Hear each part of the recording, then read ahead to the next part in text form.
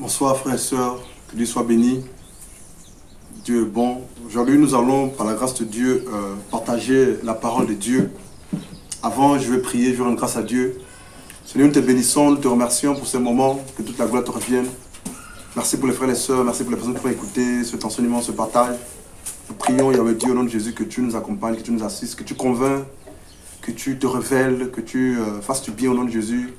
Que tu nous accompagnes mettre la paix, l'amour dans nos cœurs au nom de Jésus. Alléluia Seigneur. Amen. Nous allons prendre nos Bibles dans, par la grâce de Dieu, Malachie chapitre 1. On va lire le verset 1 en fait. Malachie chapitre 1, le verset 1 à 2. Vous savez, dans l'ancienne alliance, c'est-à-dire de Genèse à... Voilà quoi. Il y a un refrain qui revient et qui revient toujours en fait. Ce refrain c'est « Je vous aime, je vous aime, je vous aime ». Et c'est Dieu qui le dit en fait. « Je vous aime, je vous aime, je vous aime, je vous aime ». Effectivement, le Dieu de la Bible, c'est un Dieu qui aime vraiment, qui nous aime vraiment. Et là, dans Malachie chapitre 1, le verset 1 à 2, la parole de Dieu déclare « Je vous, à partir du verset 1, oracle, parole de l'Éternel à Israël par Malachie. » Voilà quoi. Verset 2, « Je vous ai aimé, dit l'Éternel. » Dans Malachie chapitre 1, le verset 2, la Bible dit « Je vous ai aimé, dit l'Éternel. » Et bien de la Genèse et dans toute la Bible d'ailleurs, ce refrain, cette phrase revient toujours. Je vous ai aimé, je vous aime, dit l'Éternel. Je vous aime d'un amour éternel. Venez à moi, je vous aime, je vous aime. Je suis le Dieu qui vous aime. Alléluia. Et aujourd'hui, nous allons parler d'un thème un peu particulier. C'est, voilà quoi. Dieu le fait par amour pour toi en fait. Et c'est la vérité. Tout ce que Dieu fait dans la vie d'une personne, c'est par amour pour toi et pour moi en fait que Dieu le fait. C'est par amour. Pourquoi? Parce que notre Dieu, le Dieu de la Bible, est le Dieu d'amour. Le Dieu créateur. Et parfois même, il ne tient pas compte de ce que l'on pose comme acte. Parfois même, pour nous gagner, nous attire. Et c'est par amour qu'il le fait pour toi et pour moi, en fait. C'est le Dieu de la Bible. C'est le Dieu d'amour. Nous allons lire Deutéronome chapitre 6. Prenons la parole de Dieu dans Deutéronome chapitre 6. Deutéronome chapitre 6. On va lire à partir du verset 7 en descendant. Deutéronome 6, 7 en descendant. Merci, Saint-Esprit de Dieu. Je vais lire à partir du verset 7 en descendant. Deutéronome chapitre 7, à partir du verset 6 en descendant, jusqu'au verset 10 si Dieu le veut. Car tu es un peuple saint pour l'Éternel, ton Dieu. L'Éternel, ton Dieu, t'a choisi pour que tu sois un peuple qui lui appartienne entre tous les peuples qui sont sur la face de la terre. Verset 7. Ce n'est point parce que vous surpassez en nombre tous les peuples que l'Éternel s'est attaché à vous et qu'il vous a choisi. Car vous êtes le moindre de tous les peuples. Verset 8. Mais parce que l'Éternel vous aime, parce qu'il a voulu tenir le serment qu'il avait fait à vos pères, l'Éternel vous a fait sortir par sa main puissante, vous a délivré de la maison des servitudes, de la main de Pharaon, roi d'Égypte. Il dit au verset 8, si Dieu vous a choisi, ce n'est pas parce que vous êtes meilleur que les autres, parce que vous êtes un peuple préféré par rapport aux autres, non. Verset 8 dit ceci, mais parce que l'Éternel vous aime, parce qu'il a voulu tenir le serment qu'il a fait à vos pères. Ici, si Dieu a choisi le peuple israélite, c'est parce que Dieu a aimé ce peuple-là. C'est par amour pour ce peuple que Dieu a choisi ce peuple-là. Si Dieu a choisi ce peuple, c'est parce que Dieu a fait un serment à leur père encore. Donc, c'est-à-dire à Abraham, Isaac et les autres en fait. Jacob, allais-je dire. Et ici, nous nous rendons compte que si Dieu a choisi ce peuple-là, c'est par amour pour ce peuple-là. Ce peuple-là n'avait rien de spécial, rien de particulier pour que Dieu fixe ses regards sur ce peuple, en fait. Dieu le fait par amour pour toi. Dieu le fait, Dieu fait ce qu'il a fait ou ce qu'il veut faire par amour pour toi et pour moi. Alléluia. Ici, au verset 10, le verset 9 d'abord, dit ceci, Deutéronome 7, 9. Sachez donc que c'est l'Éternel, ton Dieu, qui est Dieu. Ce Dieu fidèle garde son alliance et sa miséricorde jusqu'à la millième génération envers ceux qui l'aiment. Envers ceux qui l'aiment. C'est cela. Et observe ses commandements. Verset 10. Mais il use directement de représailles envers ceux qui le haïssent et il le fait périr. Il ne diffère point envers celui qui le hait. Il use directement de représailles.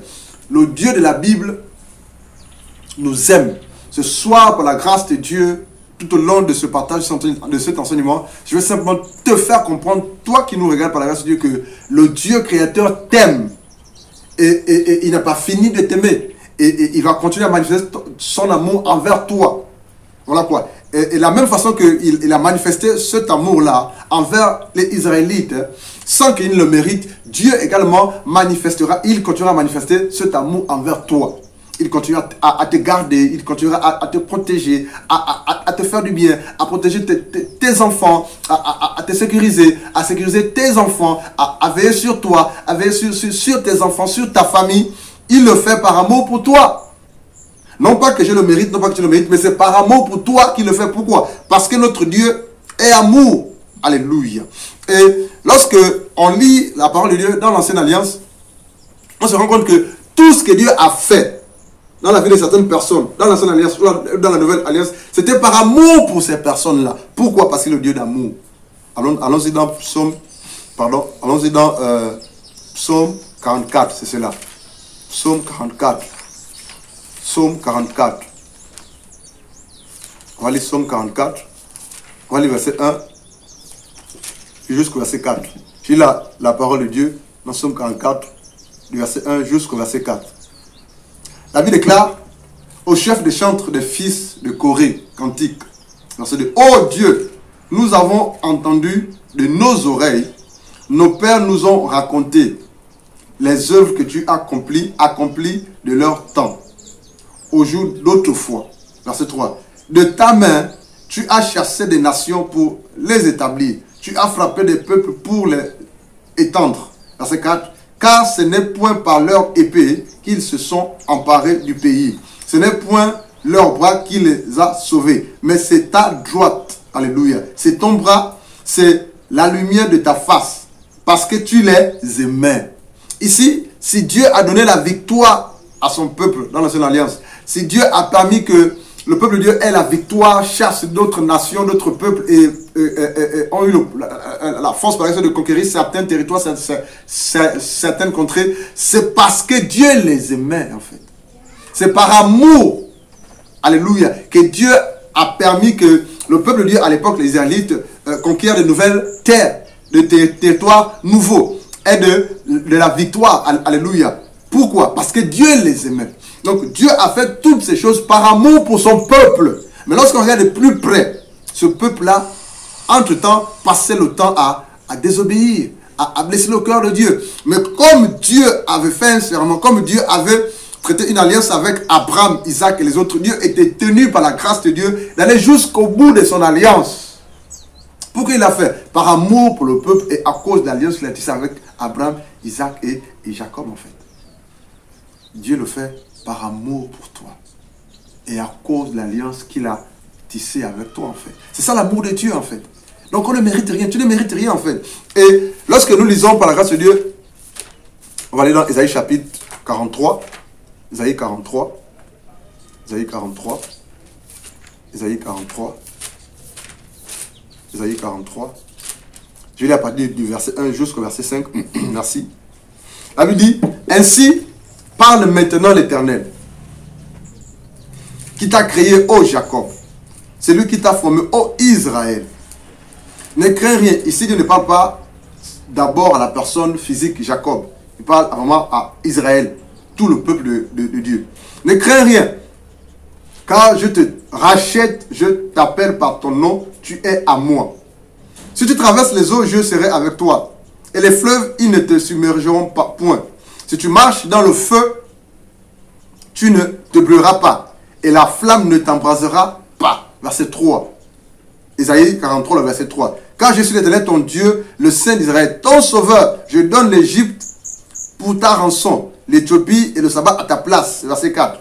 Parce que tu as du prix à mes yeux, parce que tu es honoré et que je t'aime. Ici, il est question par la grâce de Dieu de l'amour que Dieu manifeste à l'endroit des Israélites. Pourquoi? Parce que Dieu les aime. Parce que Dieu les a aimés en fait. Dieu épargne ce peuple quoi? Du feu. Dieu épargne ce peuple de quoi? De l'épée. Voilà quoi. Dieu est même prêt à sacrifier d'autres nations, d'autres pays pour épargner son peuple qui s'est choisi, qui l'a aimé. Pourquoi? Par amour pour ce peuple, tout simplement. C'est pas que ce peuple le méritait. C'est par amour. Dieu avait de l'amour. Dieu a de l'amour envers ce peuple-là. Et Dieu veillait à ce que par la grâce de Dieu, cet amour soit toujours au rendez-vous. Et qu'est-ce qu'il faisait Dieu pour manifester cet amour-là? Il les a épargnés, il les a gardés, il les a sécurisés, il les a nourris de la manne. Il a fait boire l'eau qui sortait du rocher. Par amour pour ce peuple-là.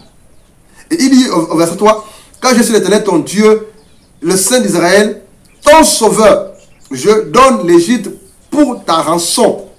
En échange, voilà quoi. L'Éthiopie et le sabbat à ta place. Verset 4. Parce que tu as du prix à mes yeux, parce que tu es honoré et que je t'aime. Dieu fait une déclaration d'amour à un peuple qui ne mérite pas. Pourquoi? Parce qu'il est Dieu, parce qu'il l'aime. Et quand Dieu aime, il aime véritablement. Voilà quoi. Et parce que tu as du prix à mes yeux, parce que tu es honoré et que je t'aime, je donne des hommes à ta place et des peuples pour ta vie. Dieu était prêt, il a fait d'ailleurs, alléluia, à sacrifier des peuples, des nations pour épargner le peuple hébreu israélite du danger en fait. Dieu le fait par amour pour toi. Et Ésaïe chapitre 43 nous parle simplement de l'amour que Dieu a manifesté à l'endroit de son peuple. Mais ce peuple ne le méritait pas. Quel amour! Et ce passage également d'Ésaïe 43 parle également des frères et sœurs dans le Seigneur, qui aiment le Seigneur, qui ont de leur vie à Christ Jésus. Voilà quoi. C'est la même chose qu'il le fait aussi en fait. C'est la même chose qu'il fait. Pour toi qui as osé donner ta vie à Christ Jésus, pour toi qui s'efforce à obéir à la parole de Dieu, Dieu va t'épargner du pire. Dieu va te sécuriser. Dieu va te protéger. Dieu va te nourrir. Dieu va te guérir. Dieu va te sauver. Dieu va pardonner tes péchés par amour pour toi. C'est le Dieu d'amour en fait. Et on va aller rapidement dans Psaume 121. C'est un passage que j'aime bien. Psaume 121. Je vais lire.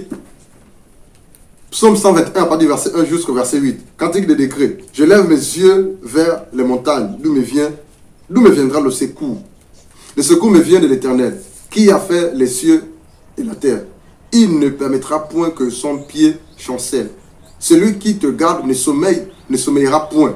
Verset 4. Voici, il ne sommeille ni ne dort. Celui qui garde Israël. Par amour pour ce même peuple-là, Dieu ne sommeille ni ne dort. Par amour. Donc il veille sur son peuple. Voilà. Il est un regard favorable sur son peuple. Verset 5. L'Éternel est celui qui te garde. L'Éternel est ton ombre. L'Éternel est ton ombre à ta main droite. Verset 6. Pendant le jour, le soleil ne te frappera point, ni la lune pendant la nuit. Verset 7. L'Éternel te garde de tout mal. Il gardera ton âme. Verset 8 de Psaume 121, le verset 8. L'Éternel gardera ton départ et ton arrivée dès maintenant et à jamais. Ici, Dieu encore nous manifeste son amour. Dieu verra, lorsque tu rentreras à la maison après le travail, Dieu verra sur toi afin que le pire, le danger ne t'arrive pas. Dieu verra sur tes enfants, Dieu veille sur tes enfants lorsqu'ils sont à la maison pour aller à l'école. Dieu veille, par amour pour toi, Dieu veille sur tes enfants. Le jour où tu as donné ta vie à Christ Jésus, le jour où par la grâce de Dieu tu es né de nouveau, Dieu verra, alléluia, tout au long de ton séjour sur terre, pour que par la grâce de Dieu ton âme soit sauvée. Il verra sur toi. Il fera tout pour que tu ne chutes pas. Il fera tout pour que le diable ne vienne pas t'assaillir. Il fera tout par la grâce de Dieu pour que véritablement les anges de Dieu soient toujours là, viennent à ton secours. Par amour pour toi, Dieu le fera. Alléluia. Verset 8. L'Éternel gardera ton départ, il gardera ton arrivée dès maintenant et à jamais. C'est possible par la grâce de Dieu que Dieu te garde depuis le jour où tu as donné ta vie à Jésus-Christ de Nazareth. Il te garde, il te protège, il te sécurise, il veille sur toi, il te nourrit, il prend soin de toi. Par amour pour toi, Dieu le fera, il le fait. Et j'aime bien ce passage-là en fait. Dans Jude chapitre 1, le verset 24. Dieu nous préservera de toute chute. Dieu te gardera. Depuis le jour où tu as décidé de ta vie à Jésus-Christ de Nazareth, depuis le jour où tu es né de nouveau, pendant tout le temps que tu vas passer sur terre, alléluia, à suivre Dieu, obéir à la parole de Dieu, Dieu te gardera. Il ne permettra pas que l'ennemi de nos âmes, voilà quoi, vienne détruire. Il ne permettra pas que les sorciers, les satanistes, les occultistes viennent te détruire, toi, ta famille, ta maison. Il ne permettra pas. Il te gardera, il verra sur toi. Alléluia, par amour pour toi. Et vraiment, c'est la vérité. Lorsque l'on regarde un tout petit peu ce qui s'est passé dans l'Ancienne Alliance, dans la parole de Dieu, la façon dont Dieu veillait sur son peuple, lorsqu'il sort de l'Égypte, miraculeusement, arrivé quelque part, la mer rouge est là. Alléluia. Dieu a fendu la mer rouge. Il a veillé. Il les a gardés dès qu'ils sont sortis de l'Égypte. Dieu les a conduits au désert. Dieu les a nourris. Dieu a fait sortir l'eau du rocher le plus dur. Dieu les a épargnés des morsures des scorpions, des serpents. Dieu les a nourris. Lorsqu'ils étaient confrontés à la guerre avec d'autres peuples, voilà quoi, adverses ou païens, Dieu leur a donné la victoire par amour pour ce peuple-là. Au contraire, on voyait de temps en temps où ce peuple désobéissait à la parole de Dieu. Le Dieu de la Bible est le Dieu d'amour. Dieu le fait par amour pour toi. C'est la raison pour laquelle, par la grâce de Dieu, il dit dans Psaume 124, je vais lire, il n'est pas assez long, Psaume 124, à partir du verset 1, Cantique des degrés de David. Sans l'Éternel qui nous protégera. Psaume 124, le verset 1. Cantique des degrés de David. Sans l'Éternel qui nous protégera. Qu'Israël le dise. Sans l'Éternel, toi à qui tu as eu ta vie à Christ Jésus, sans Dieu qui va te protéger. Lorsque tu dors, tu sais ce qui se passe dans le secret. Lorsque tu dors, tu sais tout ce que l'ennemi trame à ton sujet. Lorsque tu dors, est-ce que tu connais ce que le diable fait? Les sorciers, les satanistes de ta famille, de ton quartier, de la ville où tu es. Fais dans le secret. Mais c'est Dieu qui te garde par amour pour toi. Et lorsque tu te regardes de plus près, lorsque je me regarde de plus près, je me rends compte que je ne mérite même pas. C'est par amour pour moi, c'est par amour pour toi que Dieu te garde, que Dieu nous garde. Et il pose une question capitale. Dans Psaume 124, Cantique des degrés de David. Sans l'Éternel qui nous protégera. Qu'Israël le dise, que tu le dises en fait. Verset 2. Sans l'Éternel qui nous protégera. Quand les hommes s'élèvent contre nous, ils nous auront engloutis tous, tout vivants. Quand leur colère s'enflamme contre nous. Verset 4. Psaume 124. Alors les eaux nous auraient submergés. Les torrents auraient passé sur nous. Sur notre âme, c'est cela, verset 5. Alors aurait passé sur notre âme les flots impétueux. Verset 6. Béni soit l'Éternel qui ne nous a pas livrés en proie à leurs dents. Wow. Verset 7. Notre âme s'est échappée comme l'oiseau du filet de l'oiseleur. Le filet s'est rompu et nous sommes échappés. Verset 8. Notre secours est dans le nom de l'Éternel qui a fait les cieux et la terre. Notre secours est dans le nom de l'Éternel qui a fait les cieux et la terre.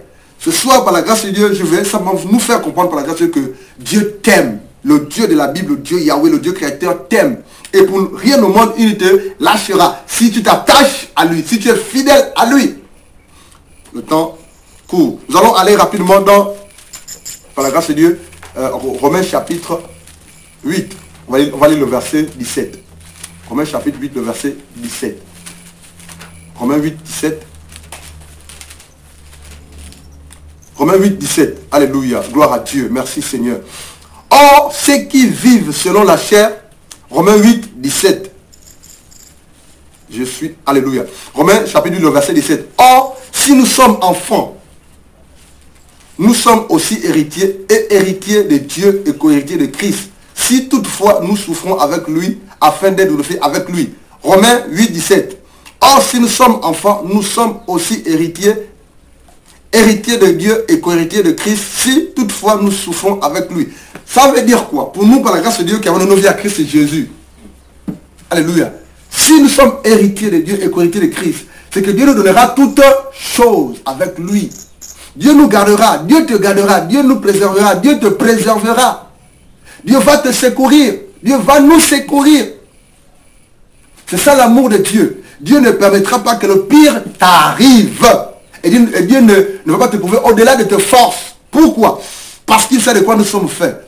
Et Dieu sait de quoi nous sommes faits. Et c'est par amour pour toi et pour moi qu'il ne peut pas nous éprouver au-delà de nos forces.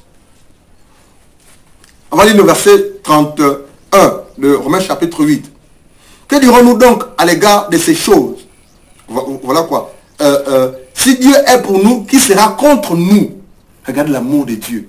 Si Dieu est pour toi, lorsque tu étais païen, tu as survécu. Le sorcier de ta famille n'a pas pu te manger. Lorsque tu mentais, tu volais, tu trichais, tu couchais avec la femme d'autrui, tu avortais, tu mentais. Le sorcier de ta maison n'a pas pu te tuer. Penses-tu que c'est étant maintenant en Christ, ayant reçu l'Esprit de Dieu, alléluia, le Dieu tout-puissant, l'Esprit qui est au-dessus de tout esprit, et c'est là maintenant que le sorcier de ta famille va te manger? Non, en fait. Ce soir, je vais seulement te faire comprendre l'amour de Dieu qui est manifeste dans nos vies, en fait, lorsqu'on se donne à lui. Il nous garde, il nous protège, il nous sécurise. Il dit au verset 32, lui qui n'a point épargné son propre fils, mais qui l'a livré pour nous tous, comment ne nous donnera-t-il pas aussi toutes choses avec lui? Verset 13, qui accusera les élus de Dieu? C'est Dieu qui justifie. Qui les condamnera? Christ est mort, bien plus, il est ressuscité et est à la droite de Dieu, et il intercède pour nous, par amour pour nous, par la grâce de Dieu. Jésus-Christ de Nazareth intercède pour nous. Ce soir, je veux juste nous faire comprendre que Dieu nous aime, que Dieu t'aime. Par amour pour toi, Jésus-Christ est mort à la croix de Golgotha. Par amour pour toi, Jésus-Christ a fait couler son sang à la croix de Golgotha. Par amour pour toi et pour moi, Jésus-Christ s'est fait clouer, crucifié, insulté, fouetté. Par amour pour toi, Dieu le Père a abandonné son Fils lorsqu'il est passé à la croix. Par amour pour toi, Dieu veut pardonner tes péchés. Par amour pour toi, Dieu veut protéger ta famille, Dieu veut protéger tes enfants. Par amour pour toi, Dieu veut sécuriser ta famille, sécuriser tes enfants. Par amour pour toi, Dieu veut te guérir, il veut te nourrir, il veut te délivrer. Par amour pour toi, Dieu veut te donner du travail. Par amour pour toi, Dieu veut te pardonner. Par amour pour toi, Dieu veut te donner un avenir et de l'espérance. Et tout ce que tu as fait, tout ce que j'ai à faire, c'est de saisir la main que Dieu nous tend en fait ce soir-là. Car Dieu a tant aimé le monde qu'il a tué son fils afin que celui qui croit en lui n'ait pas la femme qui ait la vie éternelle. C'est cela l'amour de Dieu. Que fais-tu et que feras-tu de cet amour? Vraiment que Dieu nous aide, que Dieu nous bénisse. Vraiment, pensons à notre éternité et ne négligeons pas ce si grand salut. Que Dieu vous bénisse. Alléluia.